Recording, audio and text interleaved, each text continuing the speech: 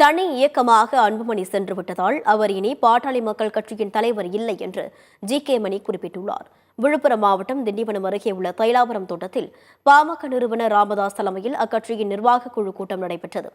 கூட்டத்திற்கு பிறகு செய்தியாளர்களை சந்தித்த ஜி.கே. மணி நிர்வாகக் குழுவில் முக்கியமான முடிவுகளை பற்றி பேசியதாக குறிப்பிட்டார். நிர்வாகக் குழுவில் எப்படிப்பட்ட கூட்டணியை அமைக்க வேண்டும் என பாமக நிறுவனர் ராமதாஸ் எங்களிடம் கருத்து கேட்டதாக அவர் கூறினார்.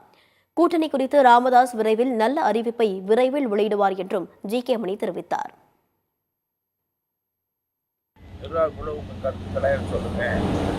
எப்படிப்பட்ட கூட்டணி அமைக்க வேண்டும் கருத்து சொல்லுங்கன்னு கேட்டாங்க.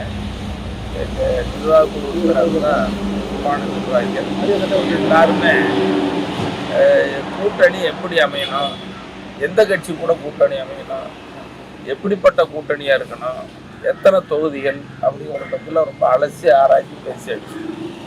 அதனால் மனவிட்டு பேசி இந்த நிர்வாக குழு எடுத்து சொல்லியிருக்கிறவாறு எங்கள் மருத்துவ அந்த